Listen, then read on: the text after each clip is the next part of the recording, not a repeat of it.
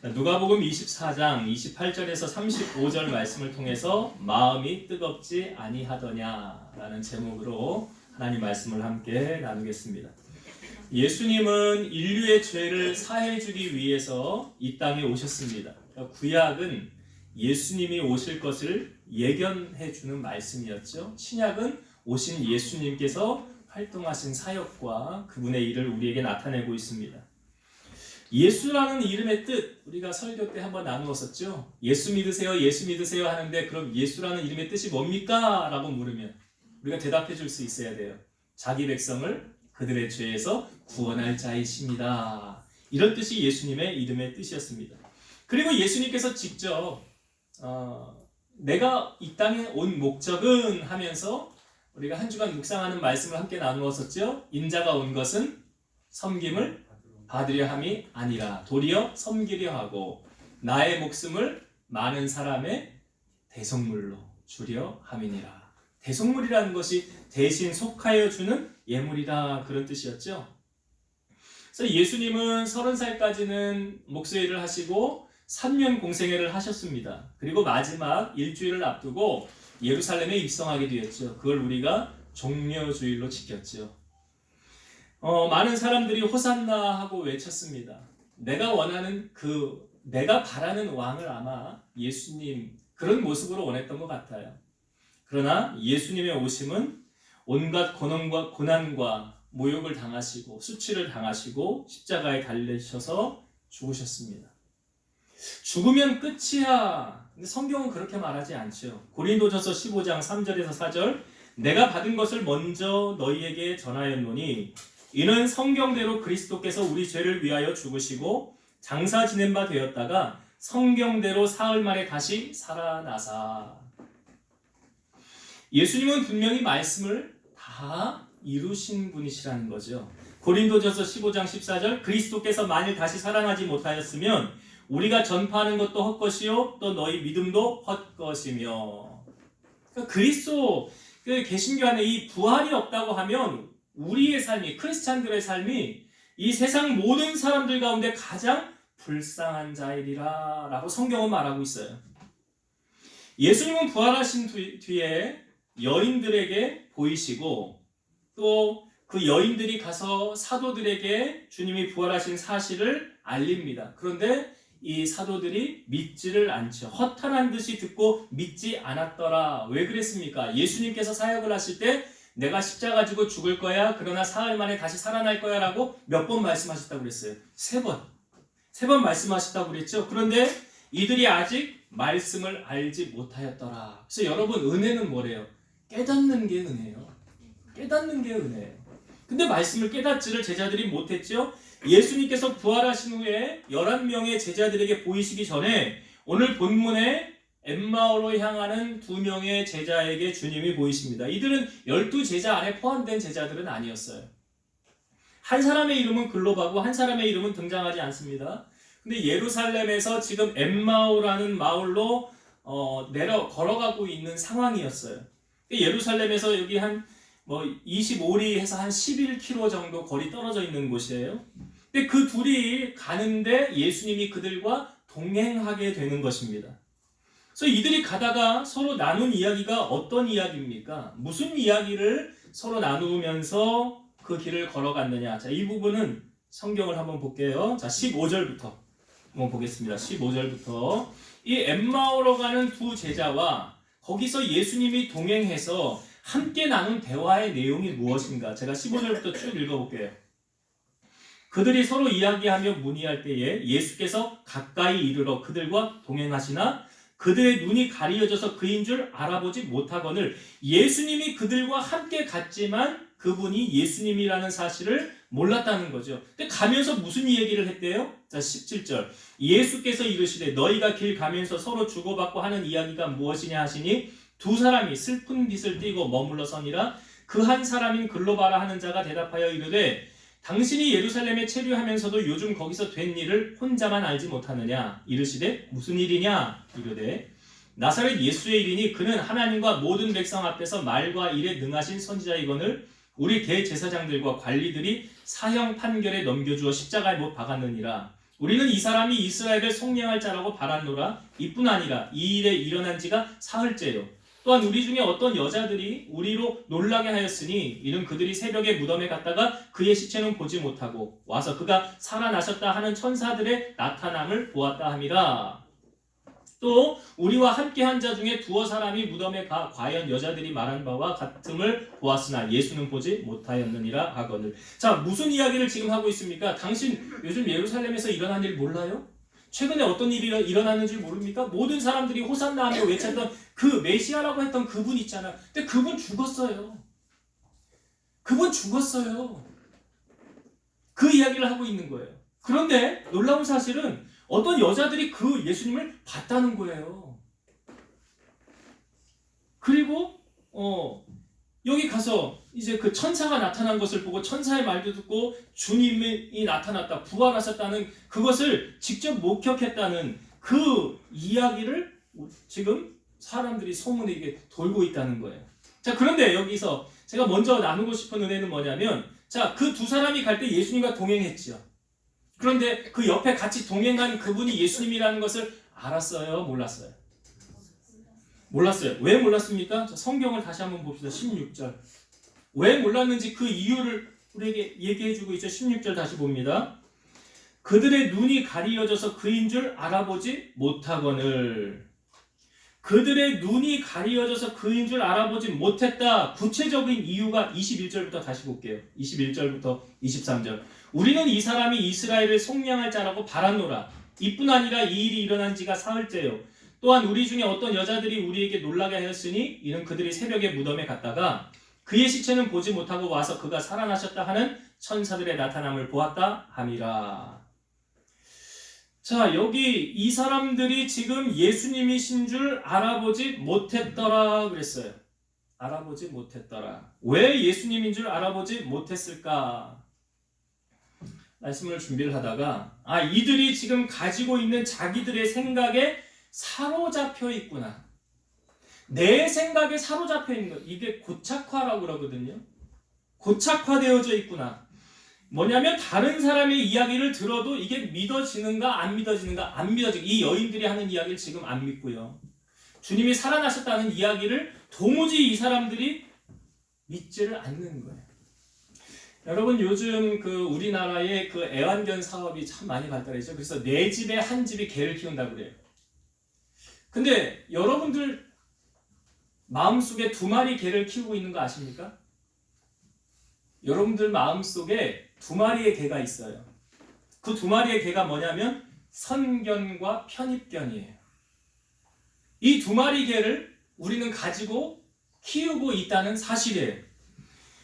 여러분 선입견에 사로잡혀 있으면 다른 어떤 이야기를 들어도 어떤 사건을 만나도 쉽게 인정을 합니까? 안 합니까? 안 해요. 그러니까 이 두 사람이 지금 예수님이 함께 하셨지만 선입견에 사로잡혀 있으니까 예수님이 안 보이는 거예요. 아니 뭐 사람이 죽으면 끝이지. 무슨 부활이 있어. 다시 살아난 건 없어. 다른 사람의 말이 들립니까? 안 들립니까? 안 들려요. 이 선입견에 사로잡혀 있으면 누가 무슨 말을 해도 듣지를 않습니다. 이 사람들의 특징이 있어요. 고집이 셉니다. 끝까지 자기가 옳다고 그래요. 1+1은 2야. 무슨 5가 되고 10이 되고 1000이 되고 만이 될 수가 있어. 그러니까 이 고정관념이 이 선입견으로 이 연결이 되는 거죠. 그러니까 수용하지 않고 나만 옳다고 그래요. 선입견에 사로잡혀 있는 사람의 특징이 그래요. 그리고 고착화되어 있어서 잘 변화되어지질 않아요. 여러분 유들유들한 사람하고 강팍한 사람의 차이가 뭔지 아십니까? 사람이 참 온순한 사람 있잖아요. 융화가 잘 되는 사람, 부들부들하다고 그러죠. 쉽게 이렇게 친해지고. 그럼 어떤 사람 보면 아주 강팍해요. 나에게 탁 못 오게 선을 딱 그어놔요. 침범을 못하게 해요. 그 차이가 뭔지 아십니까? 받아들이고 받아들이지 않는 차이예요. 받아들이고 받아들이지 않는 차이. 그러니까 끝까지 내가 옳다고 하는 사람은 받아들여요, 안 받아들여요? 다른 일. 안 받아들여요. 끝까지 자기 고집만 내세우는 거예요. 이런 사람 말이 통합니까? 안 통합니까? 말이 안 통해요. 예, 설교를 들으면서 지금 누구 생각을 하는 것 같은데 바로 내 얘기예요. 예, 그렇게 하고 들으셔야 돼요. 여러분 출애굽한 이스라엘 백성들이 홍해 앞에 다달랐죠. 그리고 이스라엘 백성들이 기도합니다. 그런데 기도한 다음에 이 백성들이 모세에게 뭐라고 얘기합니까? 이렇게 얘기했어요. 애굽에 매장지가 없어서 당신이 우리를 이끌어내어 이 광야에서 죽게 하느냐? 어찌하여 당신이 우리를 애굽에서 이끌어내어 이같이 우리에게 하느냐? 우리가 애굽에서 당신에게 이른 말이 이것이 아니냐? 이르기를 우리를 내버려 둬라. 우리가 애굽 사람을 섬길 것이라 하지 아니하더냐? 애굽 사람을 섬기는 것이 광야에서 죽는 것보다 낫겠노라. 이게 뭐예요? 지금 홍해 앞에 다다랐죠. 뒤에 애굽에 군사가 오죠. 뭐라고 단정짓는 거예요? 우리 다 죽었네. 우리 이제 끝났네. 이게 뭐 이 선입견에 딱 사로잡혀 있는 거예요. 이 선입견에 사로잡혀 있으니까 하나님의 행하실 일을 기대합니까? 못합니까? 못하는 거죠. 그러니까 하나님이 하신 일을 볼 수 없는 거예요. 그러니까 모세는 그때 뭐라고 말합니까? 이들을 향하여 이렇게 말했잖아요. 너희는 두려워하지 말고 가만히 서서 여호와께서 오늘 너희를 위하여 행하시는 구원을 보라. 너희가 오늘 본 애굽 사람을 영원히 다시 보지 아니하리라. 여호와께서 너희를 위하여 싸우시리니 너희는 가만히 있을지니라. 근데 여러분 놀라운 사실은 모세가 이 말을 했을 때 하나님이 홍해 앞으로 가라고 그랬죠. 근데 하나님께서 홍해를 가르실 것을 모세가 알고 한 말이에요? 모르고 한 말이에요? 모르고 한 말이에요. 모르고 한 말이라는 거예요. 그러니까 나의 생각에 사로잡혀 있으면 하나님의 기적을 맛볼 수 없다. 이사야 55장 8절과 9절 이는 내 생각이 너희의 생각과 다르며 내 길은 너희의 길과 다름이니라. 여호와의 말씀이니라. 이는 하늘이 땅보다 높음 같이 내 일은 너희의 길보다 높으며 내 생각은 너희의 생각보다 높음이니라. 그러니까 우리 생각보다 더 크신 일을 이루시는 분이 하나님 아니십니까? 근데 그 하나님의 기적을 맛보기 위해서 우리가 어떤 선입견에 사로잡혀져 있으면 절대로 하나님의 그 은혜와 그 기적을 맛볼 수 없다는 사실. 그 선입견 내려놔야죠. 그게 뭐예요? 내 생각 내려놓는 거예요. 제가 두 마리 개라고 했죠. 하나는 선입견, 또 하나에게는 뭐라고 그랬어요? 편견이에요. 편견은 특정 집단에 대해서 한쪽으로 치우친 의견이나 견해를 갖는 태도. 그러니까 이거 다른 사람이 저 의견이 맞다고 해도 내 생각은 아닌데 하는 태도가 뭐래요? 편견. 다른 사람은 이게 맞다고 하는데. 그러니까 이 편견과 이 선입견이 고착화되어져 있으면 사람이요 비판하게 되고 사납게 으르렁대기 일수고요. 이 사람들 옆에 가만히 보면 사람들이 하나둘 다 떠나갑니다. 나중에는 고립돼요. 자기만의 세상에 갇혀서 자기만 옳다고 하니까 누가 그 옆에 붙어 있으려고 하겠습니까? 여러분 예수님을 보지 못한 이 엠마오로 가는 두 제자가 보지 못한 첫 번째 이유가 뭐예요? 내 생각에 사로잡혀 있기 때문에 그래요. 그 편견과 선입견에 딱 고착화되어져 있어요. 그러니까 뭐 사람 죽으면 끝났지. 무슨 기적이 일어나. 무슨 다시 살아나는 게 있어. 이런 생각에 사로잡혀 있으면 우리 하나님의 기적을 맛볼 수 없다. 이게 첫 번째 그들이 예수님을 못 본 이유예요. 두 번째 그들이 왜 예수님을 못 보았느냐. 자 25절의 말씀 한번 보겠습니다. 25절부터 읽어볼게요.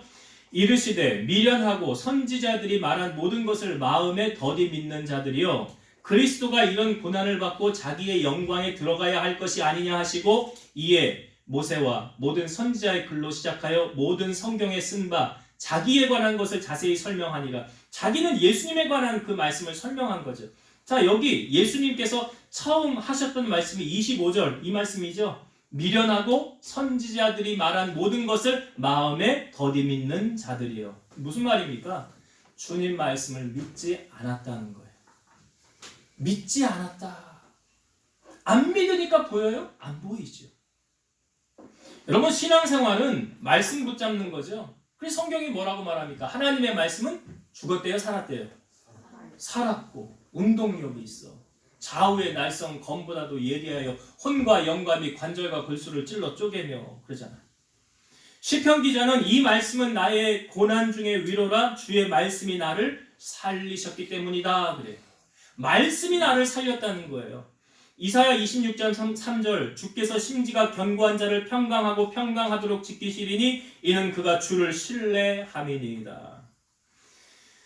여러분 어떤 시련과 유혹 속에서도 흔들리지 않는 사람과 흔들리는 사람의 차이가 뭔지 아십니까? 예수님이 쉽게 우리에게 설명해 주셨잖아요. 예수님의 말씀을 듣고 행하는 사람은 집을 어디 지었대요? 반석 위에. 반석 위에 집을 지었다는 표현이 무엇입니까? 풍랑이 오고 환란이 오고 비바람이 불고 창수가 나고 어려움이 와도 넘어져요, 안 넘어져요? 그러니까 말씀의 뿌리를 깊이 내린 사람은요, 안 넘어져요. 이리 흔들고 저리 흔들고 나를 넘어뜨리려고 사단이 넘어뜨리려고 해도 절대로 안 넘어집니다. 어떤 사람이요? 말씀 듣고 행하는 사람. 그러나 모래 위에 집을 지은 사람은 어떻대요? 당연히 비바람이 불면 넘어지죠. 그러니까 신앙생활의 연수가 중요한 게 아니라요, 얼마나 말씀을 내가 붙들고 사느냐가 중요한 거예요. 그 말씀이 나의 말씀이라고 붙들고 그 말씀대로 살아가는 사람. 그러니까 신앙생활 건강하게 잘하는 사람은 어떤 사람이냐? 말씀 붙잡고 사는 사람이에요. 지금 엠마오로 가는 이 두 사람들이 마음이 성경에 어떻다고 보여주고 있습니까? 슬픈 기색을 띠며 근심하였더라. 그 이유가 뭐예요? 근본적으로 말씀을 믿지 않았기 때문이에요. 근본적으로 여러분 가만히 그 사람을 이렇게 들여다보고 어떤 상황 속에서도 흔들림이 없고 평정심을 유지하고 믿음을 잘 지키는 사람의 특징은 말씀 붙잡는 사람이라니까요. 그러니까 말씀을 붙잡는 건 다시 말해서 여러분 믿음 어떻게 잘한다고요? 들음으로. 뭘 들음으로? 말씀을 들음으로. 그러니까 믿음이 좋다는 건 다르시 말해서 말씀 붙잡는 거예요. 부활의 아침 예수님을 만난 마리아가 제자들에게 그 예수님을 만났다는 얘기를 하잖아요. 그 여인들이 가서 우리가 예수님 만났습니다. 그러니까 제자들이 믿어요, 안 믿어요? 안 믿었어요. 마가복음 16장 10절 그들이 예수께서 살아나셨다는 것과 마리아에게 보이셨다는 것을 듣고도 믿지 아니하니라. 듣고도 안 믿어요. 오늘 본문에 엠마오로 가는 두 제자가 예수님을 만났죠. 예수님을 만난 다음에 제자들에게 가서 또 전합니다. 우리가 예수님을 만났어요. 그랬더니 제자들이 믿어요, 안 믿어요? 마가복음 16장 12, 13절 그 후에 그들 중 두 사람이 걸어서 시골로 갈 때, 이 엠마오로 가는 두 제자 말하는 거예요. 시골로 갈 때 예수께서 다른 모양으로 그들에게 나타나시니 두 사람이 가서 남은 제자들에게 알리었으되 역시 믿지 아니하더라. 그렇게 안 믿어요. 내가 봤다는데, 내가 그 주님을 만났다는데, 내가 거짓말을 하는 게 아니라 진실을 말하는데도 그렇게 안 믿어요. 여러분 세상 사람이 이런 사람들이 있어요. 예수를 믿느니 차라리 내 주먹을 믿어라. 내 경험을 믿어라. 내 돈을 믿어라. 바울이 로마로 가기 전에 이 출항을 하기 전에요. 바울이 그 인솔자 백부장과 그 선장 사람들에게 이런 이야기를 합니다. 내가 보니 이번 항해에 하물과 배뿐 아니라 우리 생명에도 타격과 많은 손해가 있을 것 같습니다. 라고 이야기를 합니다. 그랬더니 백부장이 바울의 말은 무시하고요. 선장과 선주의 말을 듣는 거예요. 당신이 뭘 알아? 배에 대해서. 이 선장하고 선주 말을 들어야지. 그래서 바울의 말보다 이 사람들의 말을 들어요. 왜? 이 사람들은 경험도 있고 연륜도 있고 이런 대처하는 능력도 있고 그러니 당연히 바울의 말보다 이 선장과 선주의 말을 듣게 돼요. 그리고 출항을 하게 됩니다. 어떻게 됐습니까? 유라굴로라는 광풍을 만나게 되었어요. 얼마나 심각했습니까? 여러 날 동안 해도 별도 보이지 않았더라. 큰 풍랑이 끊임없이 일었고 성경에 말하면 구원의 여왕마저 사라졌더라. 우리 이제 여기서 다 죽는 거 아니야? 이런 상황까지 이르게 됐다는 거예요. 먹지도 못하게 되었고 초조하게 되었고 근심 가운데 떨며 지내게 되었다는 거예요. 그런데 그때 바울이 거기 있는 사람들에게 이렇게 말합니다. 여러분이요, 내 말을 듣고 그에 대해서 떠나지 아니하였으면 이런 타격과 손해를 면했을 것입니다. 너희를 권하노니 이제는 안심하라. 너희 중 아무도 생명에는 손해가 없겠고 배뿐이리라. 내가 섬기는 하나님의 사자가 어젯밤에 내 곁에 서서 말하되 바울아 두려워하지 말라. 네가 가이사 앞에 서야 하겠고 또 하나님께서 너와 함께 항해하는 자를 다 너에게 주셨느니라 하였으니 그러므로 여러분이 안심하라. 나는 내게 말씀하신 그대로 되리라고 하나님을 믿노라. 여기 신앙의 사람과 아닌 사람의 차이가 뭐예요? 내게 말씀하신 그대로 된다라는 것을 믿는 것 진짜 신앙이에요. 진짜 신앙이에요. 바울이 그랬잖아요. 지금. 내게 말씀하신 그대로 되리라는 것을 나는 믿노라. 그러니까 여러분, 믿음이 좋은 사람, 믿음이 좋지 않은 사람 차이는 그 다른 데 있는 거 아니에요. 그거 얼마나 말씀을 신뢰하느냐, 신뢰하지 않느냐. 우리가 믿음의 조상 아브라함 이야기하죠. 그 아브라함은 자기가 믿는 하나님이 이런 하나님이다라고 성경 우리에게 알려주고 있어요. 죽은 자를 살리시며 없는 것을 있는 것으로 부르시는 이시고, 그 아브라함이 바랄 수 없는 중에 바라고 믿었으니 이는 내 후손이 이 같으리라 하신 말씀대로 많은 민족의 조상이 되게 하려 하심이라. 그가 백세나 되어 자기 몸이 죽은 것 같고 사라의 태가 죽은 것 같음을 알고도 믿음이 약하여지지 아니하고, 믿음이 없어서 하나님의 약속을 의심하지 아니하고 믿음에 견고하여져서 하나님께 영광을 돌리며 약속하신 그것을 또한 능히 이루실 줄 확신하였으니 이것이 그에게 의로 여겨졌느니라. 여러분, 아브라함이 믿는 하나님은 우리가 믿는 하나님하고 같은 하나님이에요? 다른 하나님이에요? 여러분, 하나님 이렇게 믿어요? 아브라함처럼. 로마서 4장 23, 24절 그에게 의로 여겨졌다 기록된 것은 아브라함만 위한 것이 아니요 의로 여기심을 받은 우리도 위함이니 곧 예수 우리 주를 죽은 자 가운데서 살리신 이를 믿는 자니라. 예수님이 죽으셨다가 다시 살아난 것을 믿는 그 자들에게도 똑같은 의로 여겨주신다. 그러니까 아브라함의 하나님이 나의 하나님이 될 수 있다라고 성경은 말하고 있어요. 여러분, 성경이 기록된 목적이 무엇입니까? 이 성경을 기록한 목적은 누구를 소개하기 위한 책이에요? 예수님을 소개하기 위한 책이잖아요. 요한복음 20장 31절 오직 이것을 기록함은 너희로 예수께서 하나님의 아들 그리스도이심을 믿게 하려 하며 또 너희로 믿고 그 이름을 힘입어 생명을 얻게 하려 함이라.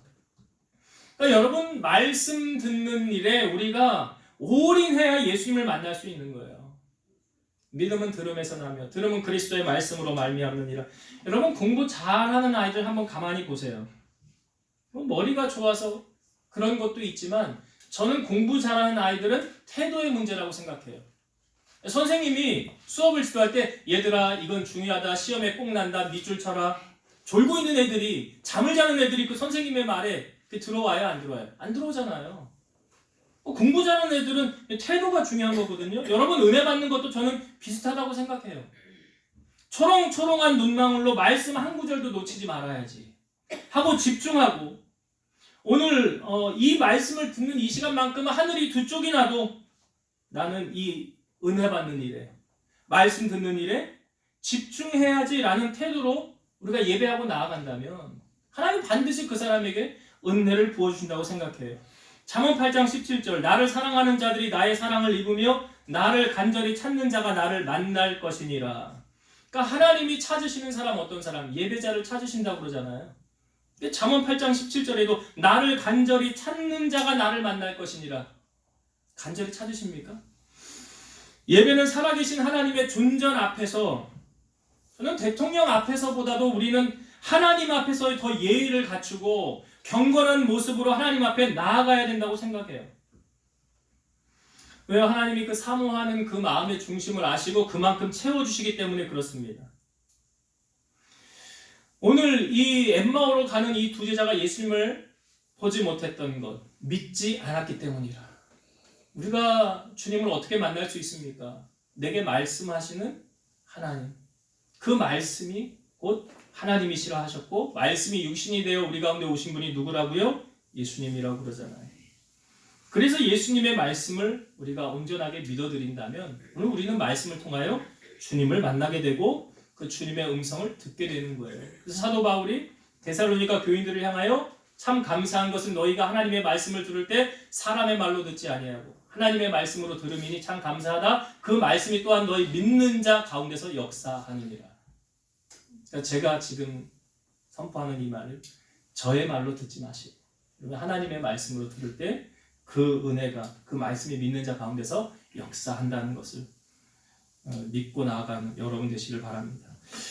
자, 이렇게 두 가지 문제가 있었어요. 그리고 나서 이제 이들이 예수님을 알게 되는 사건이 있습니다. 길을 더 가려고 할 때 예수님은 더 가려고 하고 이 사람들은, 두 사람은 이제 어느 마을에 가서 머무르려고 그랬어요. 그래서 예수님을 초청하는 거예요. 예수님, 우리와 함께. 예수님인지 몰랐죠? 이 사람을 향하여 우리와 같이 갑시다. 강권해서 날도 이미 저물어 가니까 일로 오세요. 그들과 함께 들어갔어요. 그리고 나서 함께 음식을 잡수실 때 예수님께서 그 떡을 가지고 축사하며 나누어 주십니다. 자, 그때 어떤 일이 벌어졌습니까? 오늘 자 성경을 한번 봅시다. 30절부터 한번 볼게요. 30절. 떡. 그들과 함께 음식 잡수실 때 떡을 가지사 축사하시고 떼어 그들에게 주시니 그들의 눈이 밝아져 그인 줄 알아보더니 예수는 그들에게 보이지 아니하시는지라. 예수님께서 그 떡을 가지시고 축복기도 하신 거예요. 축복기도 하시고 떼어서 줄 때 그들의 눈이 밝아져서 예수님인 줄 알아보는 순간 주님은 그 자리를 떠나셨더라.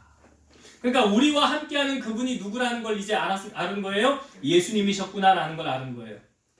그런데 이들이 예수님을 만났잖아요. 예수님을 만난 사람들의 심령 상태가 어떠한지, 자 32절을 보겠습니다. 그들이 서로 말하되 길에서 우리에게 말씀하시고 우리에게 성경을 풀어주실 때에 우리 속에서 마음이 뜨겁지 아니하더냐 하고. 자, 예수님과 함께 이 두 사람이 올 때 예수님께서 그래 성경을 풀어주셨다는 거예요. 그러니까 뭐 가면서 성경 공부를 예수님하고 같이 한 거예요. 조금 확대하면 길 위에서 같이 예배를 드린 거예요. 주님이 이 두 사람과 함께. 그런데 그 예수님께서 성경을 풀어주실 때 그들의 마음이 어떠했대요? 마음이 뜨겁지 아니하더냐. 마음이 뜨겁지 아니하더냐.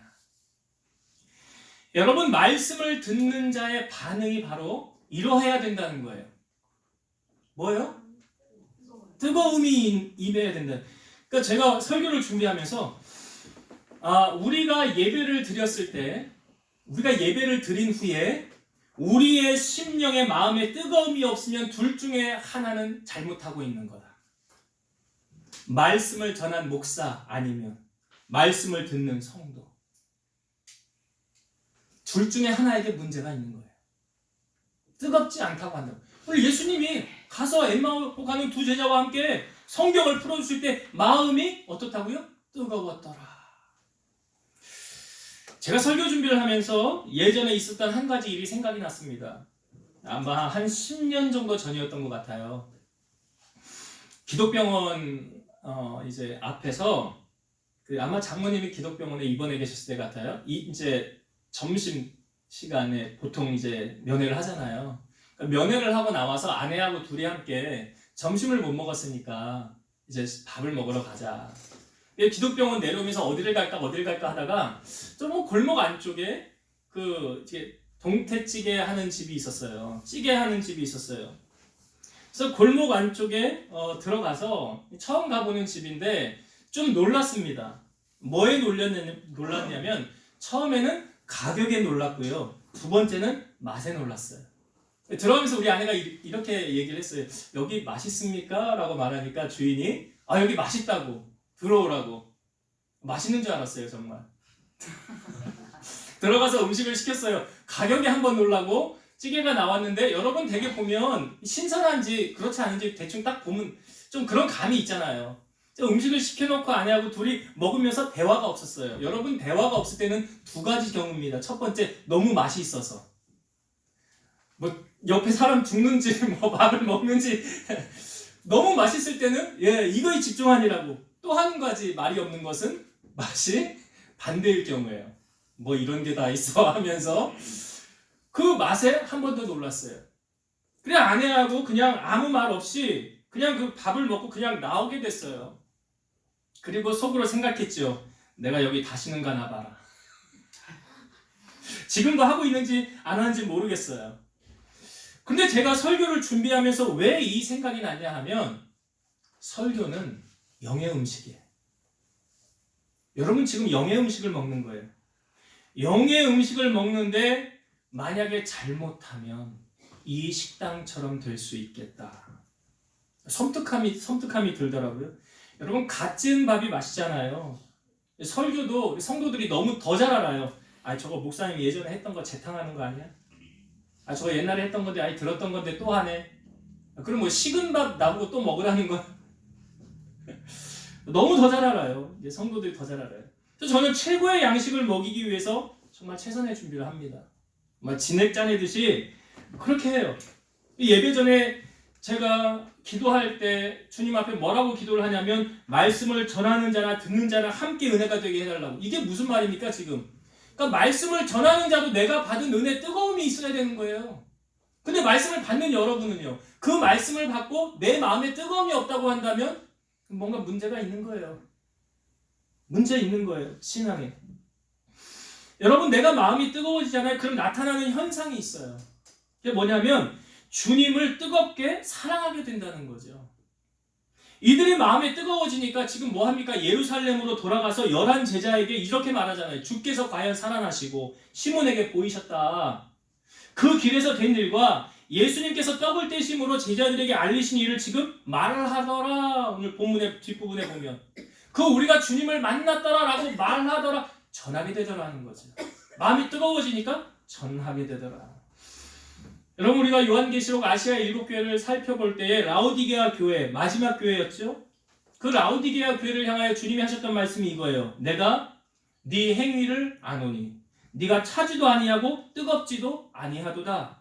네가 차든지 뜨겁든지 하기를 원하노다. 네가 이같이 미지근하여 뜨겁지도 아니하고 차지도 아니하니 내 입에서 너를 토하여 버리리라.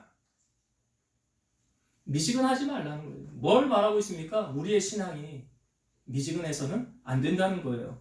예레미야 20장 9절 내가 다시는 여호와를 선포하지 아니하며 그의 이름으로 말하지 아니하리라 하면 나의 마음이 불붙는 것 같아서 골수에 사무치니 답답하여 견딜 수 없나이다. 예레미야에게 너 이제 복음 전하지 마. 너 이제 예수님 얘기하지 마. 그럼 어떻게 되겠다는 거예요? 마음이 답답해서 불붙는 것 같아서 견딜 수가 없겠다는 거예요.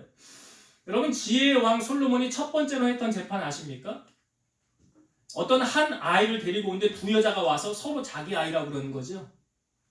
그러니까 솔로몬이 뭐라고 판결을 내립니까? 이 아이를 반으로 갈라서 다시 나누어져라. 그랬어요. 성경에 보면 열왕기상 3장 26절입니다. 그 산 아들의 어머니 되는 여자가 그 아들을 위하여 마음이 불붙는 것 같아서 왕께 아뢰어 청하건대 내 주여 산 아이를 그에게 주시고 아무쪼록 죽이지 마옵소서 하되 다른 여자는 말하기를 내 것도 되게 말고 네 것도 되게 말고 나누게 하라 하는지라. 정말 그 아이의 어머니는 그 아이를 향하여 어떻게 표현하고 있어요? 마음이 불붙는 것 같아서. 여러분, 주님이 날 위해 죽으시고 날 위해 부활하셨다는 사실을 알면 우리가 주님을 향하여 마음이 불붙게 돼 있어요.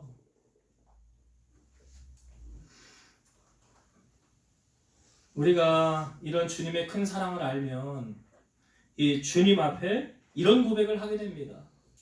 내가 주님께 뭐라도 드리고 싶은데 드릴 거 없으니까 나의 생명이라도 주님께 드리고 싶습니다. 이런 고백이 나와요. 누가 시켜서 하는 고백이 아니에요. 우리가 몇 주 전에 주보에 묵상 에세이에 제가 이런 글을 올렸습니다. 어느 목사님이 어릴 때 외할머니가 자기 집에 오면 며칠을 주무시다가 가고 그랬대요. 그런데 주일날 이제 교회를 가려고 할 때 이 목사님이 어렸을 때인데 이 종이 헌금을 들고 가려고 하는 것을 할머니가 딱 봤어요. 할머니가 그 아이를 향하여 이렇게 말하는 거예요. 너 참 용하다. 그렇지. 하나님께 그렇게 해야지. 하면서 칭찬하시더래요. 근데 할머니가 종이돈을 이렇게 자세히 보더니 예, 그런데 틀렸다. 왜 틀렸냐고 물으니까 돈이 구겨졌다는 거예요. 그러고는 그 돈을 다려주셨는데 전기 다리미를 쓰던 시절이 아니었다는 거예요. 풍로를 돌려서 숯불을 피우고 그것을 다리미에 담은 다음에 물을 뿌린 손수건을 대고 다려주셨다고 그래요. 아니, 돈을 드린다고 만원짜리가 다린다고 만원짜리가 2만원 되는 것도 아니고 돈이 구겨졌다고 만원짜리가 9,000원이 되는 것도 아닌데 할머니의 생각은 그렇지 않았다는 거예요. 이렇게 할머니가 얘기했다고 그래요. 하나님께 드리는데 아무렇게나 막 드리면 안 돼. 깨끗한 것을 드려야지. 다려서 드려야지. 하나님께 드릴 때는 가장 좋은 것으로 드려야 한다는 것을 할머니의 삶으로 그는 배웠다고 합니다. 여러분, 하나님은 우리를 보실 때 물질의 양 보시는 하나님이 아니에요. 이 부자에게 있어서 100만 원은 껌값이 될 수도 있어요. 그러나 하루를 벌어먹고 사는 사람에게 돈 10,000원은 큰 돈이에요. 예수님이 예루살렘 성에 입성하시고 이제 일주일 남았잖아요. 그런데 그 화요일에 예수님이 헌금에 대해서 말씀하신 적이 있어요. 마가복음 12장 41, 42절 예수께서 헌금함에 대하여 앉으사 무리가 어떻게 헌금함에 돈 넣는가를 보실세 여러 부자는 많이 넣는데 한 가난한 과부는 와서 2렙돈 곧 한 고드란트를 넣는지라. 2렙돈이란 건 헬라어 단위고 고드란트는 로마 단위인데 이 값어치로 따지면 어느 정도의 값어치냐? 오늘날로 환산하면 한 번 목욕할 수 있는 비용. 한 번 목욕할 수 있는 비용. 그걸 넣었어요. 그걸 넣었는데 부자는 많이 넣었다고 그러잖아요. 이 가난한 과부는 그만큼 한 고드란트를 넣었어요. 근데 주님의 반응이 이래요. 마가복음 12장 43, 44절 예수께서 제자들을 불러다가 이르시되 내가 진실로 너희에게 이르노니 이 가난한 과부는 헌금함에 넣는 모든 사람보다 많이 넣었도다. 그들은 다 풍족한 중에서 넣었거니와 이 과부는 그 가난한 중에서 자기의 모든 소유 곧 생활비 전부를 넣었느니라 하시니라. 예수님이 누가 헌금 제일 많이 했대요? 가난한 과부. 아니 그 한 번 목욕하는 비용 그거? 다른 사람은 엄청 많이 넣었는데 이유가 뭐래요? 왜 이 가난한 과부가 가장 많이 했대요? 여기 성경이 말하잖아요. 그 가난한 중에서 자기의 모든 소유 곧 생활비 전부를 넣었느니라. 어느 교회에서 있었던 일인데요. 이제 뭐 큰 교회예요. 근데 이제 헌금을 하는데 이제 어떤 쪽지하고 같이 헌금이 올라오는데 이 쪽지가 너무 감동이 돼서 목사님에게 전달됐대요. 근데 그 쪽지의 내용이 뭐냐면 내가 오늘 하나님께 은혜를 너무 받아서 하나님한테 뭘 드리고 싶은데 내 수중에 가지고 있는 돈이 1,000원밖에 없었습니다. 그런데 2,000원은 내가 갈 때 버스를 타고 가야 되는 비용입니다. 근데 저는 고민이 됐습니다. 헌금을 하나님 앞에 드리고 집까지 걸어갈까? 아니면 그냥 잠깐 눈 찔끔 감고 그냥 이 돈으로 편하게 집에 갈 때 버스를 타고 갈까? 고민하다가 하나님께 드리는 편을 선택했습니다. 이 1,000원을 드리면서. 근데 그분은 아마 걸어가는 그 길 내내 주님과 동행하면서 주님의 은혜에 사로잡혀서 그 길을 은혜 가운데 돌아가지 않았을까? 여러분 오늘 우리의 마음은 어떻습니까? 그 누구보다 주님을 뜨겁게 우리가 사랑하고 있습니까? 나를 너무 사랑하셔서 나의 죄를 위해 십자가 지고 죽으셔서 부활하여 우리 가운데 임재하신 그 주님을 정말 나의 온 마음을 다해서 우리는 사랑하고 오늘 이 아침에 주님을 예배하고 있습니까? 나의 중심, 나의 행위를 하시는 주님 앞에 인정받는 여러분들이 되었으면 좋겠어요. 자, 이제 말씀을 정리하고 마치겠습니다. 오늘 엠마오로 가는 두 제자가 처음에 주님이 동행하였지만 주님을 알아보지 못했더라. 이유가 뭐라고 그랬습니까? 눈이 가려졌다고 그랬어요. 왜 눈이 가려졌습니까? 선견과 편입견에 사로잡혀 있었기 때문이라.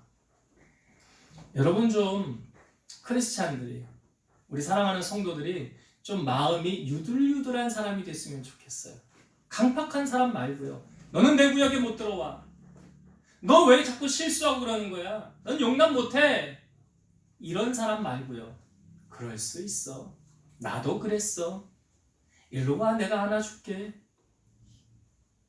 이런 좀 마음이 부드러운 사람. 이게 주님의 마음이 아니에요? 예수님 뭐라고 그랬어요? 나는 마음이 온유하고 겸손하니. 이거 신이신 그분이. 주님의 마음이 온유와 겸손인데 우리가 누구 마음 닮아야 돼요? 예수님 마음 닮아야지.